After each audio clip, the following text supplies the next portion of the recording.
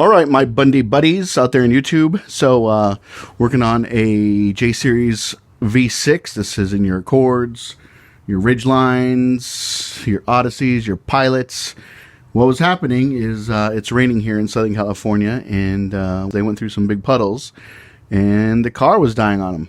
Read the codes, had a 1361 and a 1366, which has to do with the camshaft sensors. Now, the plug for the camshaft sensors is right over here on the passenger side. That's the plug for it. It sits right in front of your water pump. It's right there. Yeah. Sorry for the poor lighting. It's right there, right here, where my finger's at. So I checked that and opened it up to see if there's any water in it. There wasn't any water. Just to be on the safe side, I put some dielectric grease in there, just to keep any water from getting in there. But the real cause of it, since the car was stalling and sputtering, the crankshaft position sensor connector was wet. So when they're going through the big puddles, water got into the connector and made the car stall out. So let me take you underneath. There's the oil filter, and then moving straight up, you have your VTEC solenoid. So moving up right from your oil filter, there's your connector. Right there on the left-hand side, there's two connectors that are together. I believe the one on the right is for your oil pressure sensor, but the one on the left is actually your crankshaft position sensor connector. And that's right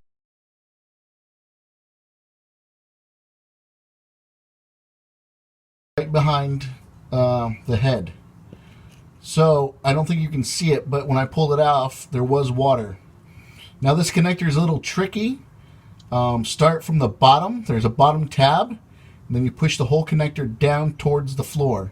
Once you have that loosened up a little bit, because it's on a clip, it's on a steel clip, you press the top tab and pull and separate the two pieces. It's kind of a difficult connector to get to, or not get to, but kind of a difficult connector to separate. I'm going to spray that with WD-40, let it dry out for 5 or 10 minutes, pack it full of dielectric grease, and then put it back together. So hope that helps you out if you guys have a Honda V6 that's stalling and you're getting P1361 or P1366 code. Also, you'll see a P1361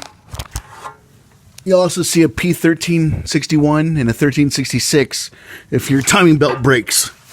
So that's another thing to keep in mind as well.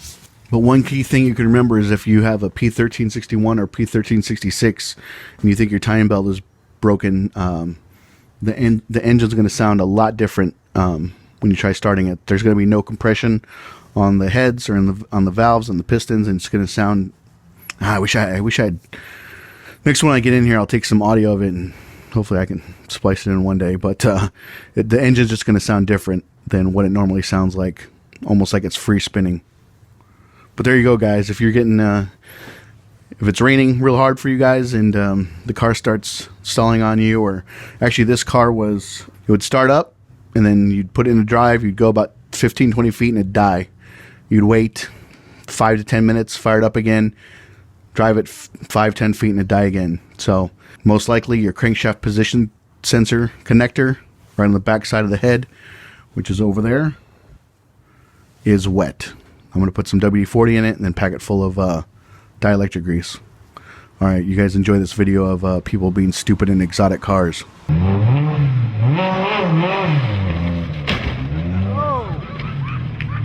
Oh.